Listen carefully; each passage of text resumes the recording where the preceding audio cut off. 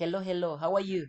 Uno musi reka twige iki cigwa, tugomba twige gukoresha irivuga wish. Wish, the subjunctive. Subjunctive ni ukuvuga c'est le subjonctif. Ni igihe aha iyo turiko turayikoresha turayibona neza kuko iyi wish ishobora kuba irivuga igakora nk'andi mavuga yose. Ariko uno musi tugiye kuyikoresha mu buryo twita hypothetical, ni ukuvuga in an imaginary way. In an imaginary way, ni ukuvuga mu buryo imaginaire. Ni igihe wish tuyikoresha mu gihe tuba turiko turipfuza ibintu tudafise canke twipfuza uko twategerezwa kuba tumeze mugabo tukaba atariko tumeze. Reka turabe rero ngaho ukuntu tubigenza, niyo twita subjunctive, dukoreshamwo wish. Kuko ngaha twasizeko subjunctive, nuko dushobora gukoresha wish tutayikoresheje muri subjunctive. Reka rero turabe uburorero ngaha. Ushobora gufata wish, first of all ushobora gufata subject plus wish plus subject plus simple past ugashirako na object. Aha rero mubirabe neza ingene tubigira mu burorero. I wish I had a car. I wish I had a car. Aha ntushobora kuvuga ngo I wish I have. Ntushobora kuvuga ngo I have. Oya, have nishoboka kubera iki? Aha turiko nibyo twifuza. Mu Kirundi habisigura ngo ewe iyo mba nari mfise imodoka. Igihe uri kuricuza akarorero ugasanga washaka nko kumanuka i Bujumbura mu bintu vy'akamaro cane, ugategera imodoka ukayibura, ugaca utangura kuyicuza, ni regret, ukaregreta ati ariko iyo mba nari mfise imodoka nanje. Iyo mba nari mfise imodoka. Kandi ngaha naho twakoresheje simple past, insiguro ni muri present. Insiguro ni muri kubu. Mu Kirundi ni nkaje uvuga ngo iyo mba nari mfise imodoka. Iyo mba mfise imodoka. Iyo mba mfise imodoka. I wish I had a car. Birumvikana. Hanyuma I wish he had a wife. Ati iyaba yari afise umugore. Ati nipfuza ko yoba yari afise umugore mugabo malheureusement ntawafise. Aha ni no ngaho bwa mbere I wish I had a car bisigura ngo ntawafise. Nico gituma dukoresha past ariko insiguro ni present. Turaza kubibona ngaha hepfo ni ryari dukoresha past ifise insiguro nyene ya past. I wish he had a wife. Ati iyaba yari afise umugore. Nk'akarorero iyo ubonye nk'umuntu w'umuseribateri ugasanga vy'ukuri ava ku kazi bwije yashika akararira umukate canke akararira ivoka, urashobora kuvuga ati yaba yari afise umugore kweri.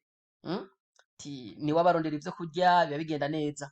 Aha rero ni ukwicuza canke ni ikintu imaginaire canke ni gusipoza ni ibintu donc udafise mu yandi majambo. Okay, I wish I were a minister. I wish I were a minister. Aha ntushobora kuvuga ngo I wish I was. Oya, aha naho wovuga ngo I wish he were. He no kuri he tuvuga were. He were. I wish they were. Dukoresha were ukunyene kubera iki?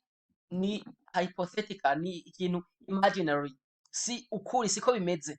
Ni ukuvuga nk'ubu bisigura ngo nk'igihe nk'akarorero uba ubonye nk'amakosa umuntu kanaka yakoze ukavuga ariko iyaba nari umushikiranganje, ati ingingo ati umuntu namuhana bikomeye, ukavuga ngo iyaba nari umushikiranganje. Iyaba nari umushikiranganje. Hanyuma tubandanye. I wish I had invited him. Aha rero twakoreshe I had invited him. Aha niho biboneka ni muri kahise. Aha uriko uraregreta canke uriko uricuza kubona umuntu utamutumiye. Gira birumvikana cyane. Nk'umwaka wakoze urubanza ukarukora no munsi ugaca wibuka ko hariho umugenzi utatumiye. Tuvuga ati iyo nkaba naramutumiye. Urumva uriko uricuza kandi vyamaze guhera biri muri kubu. Aha hepfo dufise ngo I wish I invited him. Biratandukanye kubera iki?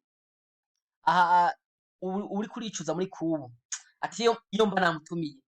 Nk'akarorero urubanza ruriko ruraba canke urubanza buca ruba ariko c'est trop tard ntabwo ukimutumira. Ushobora kuvuga ati iyo mba namutumiye. Okay, tubandanye. aha rero no kuvuga aho bwa mbere aha insiguro muri aya mungane menshi insiguro ni kubu kiretse akora akarorero aka I wish I had invited him aha ni hari muri kahise mugabo aha hose dukoresha invited murabona ko uyu mwanya ari kahise simple past ariko insiguro ni present it has a present meaning insiguro niyo muri kubu tubandanye ngaha hepfo rero kugira ngo tuyibone neza tubone insiguro ingene ziba zimeze iyo ushatse kuvuga muri kubu iryungane riba rimeze gute iyo ushatse kuvuga muri kahise iryungane riba rimeze gute murabona ko dufata subject plus wish plus one tense back aha birumvikana rero reka tube mu burorero kugira ngo tubitahure neza I am not rich umva sintunze ntabwo ntunze nta mahera afise mu yandi majambo ndi umukene murumva ni kubu iyo rero ugomba gukoresha wish uca ufata one tense back ni ukuvuga ukoresha umwanya uva muri usubira inyuma ucuja mu mwanya wa kahise gakurikirana na present uwo mwanya nawo ni kahise nk'akarorero ngaha turafise ariyo twakwita ngaha ni simple past I wish I were rich ati iyo mba nari ntunze nk'akarorero urashobora kubona ugahura n'umuntu w'umukene akagutera akagongwe ukipfuza kumufasha ariko ukaraba situation yiwe nk'akarorero ukaja kwa muganga kuraba umuntu mu bitaro ugasanga bamuciye ibihumbi 500 nawe ukaba ufise ibihumbi 10 gusa ugaca umugabira ivyo bihumbi 10 ugaca uvuga nk'akantu uti I wish I were rich bisigura ngo iyo mba nari ntunze umva ni muri kubu ati uyu muntu nari kumufasha I wish I were rich murabona ni present murabona ko uyu mwanya ari kubu rero no ngaho imbere uyu mwanya ni kubu tuje aha kuri kabiri I didn't study hard ni ukuvuga ngo siniganye umwete mwinshi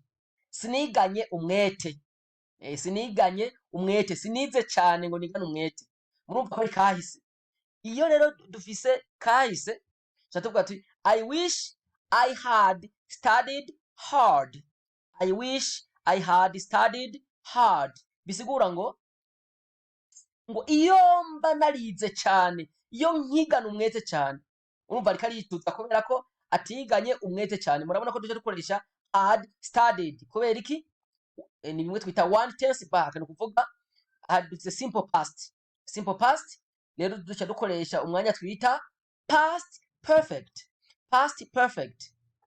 niyo mwanya duca dukoresha iyo dufise simple past ni ukuvuga aya mungane abiri afise isiguro imwe I didn't study hard sinize n'umwete siniganye umwete aha rero ubu uvuze ngo iyo nkigana umwete ni ukuvuga ngo uriko urarogereta kuko ntiwiganye umwete aha naho ni muri kazoza rero it will rain tomorrow ati imvura izogwa ejo haza uvuga uti I wish it would rain tomorrow ati imvura yaba imvura yoguye ejo ni ukuvuga uravyipfuza nivyo wipfuza mugabo utikorera bidashoboka nk'akarorero y'imvura imaze imisi agwa ukabona ibintu bigiye kuma urashobora kuvuga ati I wish it would rain tomorrow ndipfuza ko imvura yoguye ejo ati iyaba imvura yoguye ejo birumvikana cyane iyo rero ukeneye kuvuga ikintu cyo kwipfuza ico wipfuza mugabo utishoborera kameme kuko murumva ko ari icipfuzo uraheza ugakoresha wish ni regret ubu uriko urarogereta ikintu kanaka utari bwishoborere. Thank you so much. See you in the next lesson.